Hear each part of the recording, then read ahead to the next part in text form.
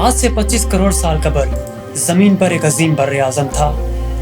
وقت میں اس سے پیچھے جائیں یا پھر آگے کی طرف، زمین کا نقشہ مسلسل بدلتا رہا ہے، اور زمین کے اس میٹابولزم سے پہاڑ، گھاٹیاں، سمندر بنتے اور بگڑتے رہے ہیں۔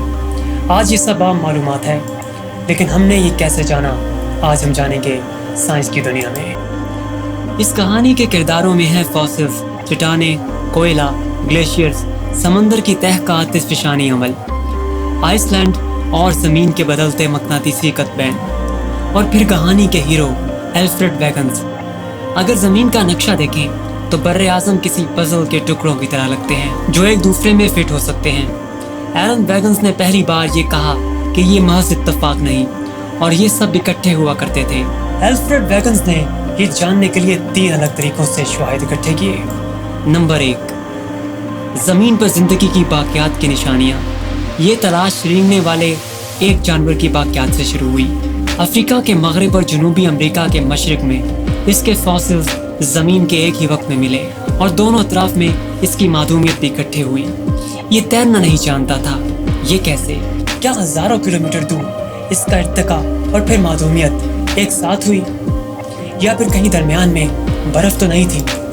پھر کئی جانوروں اور پودوں کے فاسلز کا مشاہدہ کیا تو اسی طرح کا نتیجہ نکلا جو اشارہ کرتا تھا کہ یہ سب ایک ٹکڑا تھا۔ نمبر 2، چٹانوں کی نشانیاں۔ شمالی امریکہ اور یورپ کے ساحلوں پر چٹانوں کی ساخت کے مطالعے سے پتہ لگتا ہے کہ ان کے پیٹرن بالکل ایک جیسے تھے، جیسا کسی نے ان کو درمیان سے توڑ دیا ہو۔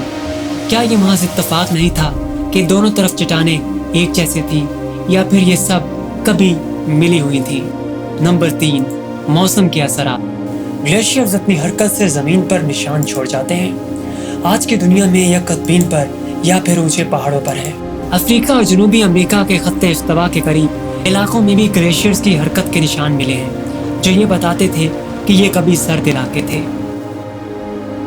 دوسری طرف کو کوئلے کے ذخائر جو ٹراپیکل جنگل کے درختوں سے بنتے ہیں، وہ قطب شمالی اور جنوب کے قریب بھی ہیں، جو یہ بتاتے ہیں کہ یہ کبھی خط استوا کے قریب تھے۔ ویگنز اپنی زندگی میں ان 3 زاویوں سے شواہد اکٹھے کرتے رہے۔ اسی تلاش میں قطب شمالی کی طرف کا سفر ان کی زندگی کا آخری سفر ثابت ہوا، اور ایک شدید طوفان میں وہ اپنی جان سے ہاتھ دھو بیٹھے۔ لیکن ویگنز کے کام کو پذیرائی نہ ملی۔ اتنے بڑے بر اعظم آخر کیسے ہزاروں کلومیٹر دور گھوم پھر سکتے ہیں؟ پھر ہمیں سمندر کی تہہ کا علم ہونا شروع ہوا۔ اس وقت ہم سمندر کی تہہ کے ایک ایک چپے کو بنا اس کی عمر کے جانتے ہیں، لیکن 60 کی دہائی سے پہلے ایسا نہیں تھا۔ سمندر کی تہہ میں مڈ اٹلانٹک رینج آتش فشاں پہاڑوں کا سلسلہ ہے، جو ایک طرف آئس لینڈ سے شروع ہو کر سمندر کے نیچے دنیا کے دوسری کونے تک پھیلا ہے۔ اس طرح کے اور بھی کئی سلسلے ہیں۔ جب سمندر کی تہہ سے لاوا اگلتا ہے تو اس میں لوہے کی مقدار زیادہ ہوتی ہے، اور لوہا اپنے آپ کو زمین کے مقناطیسی فیلڈ کے مطابق سیدھ میں لے آتا ہے۔ زمین کے قطبین اپنی سمت مسلسل الٹتے رہے ہیں۔ آج جو لاوا نکل رہا ہے وہ زمین کے آج کے قطبین کی شکلوں کے مطابق ہے، لیکن جوں ہم اس سلسلے سے دور جاتے ہیں، ان چٹانوں کا لوہا اچانک سمت بدلتا ہے، ایک طرف جائیں یا دوسری طرف، ایک ہی پیٹرن جو دوسری طرف کا عکس ہے۔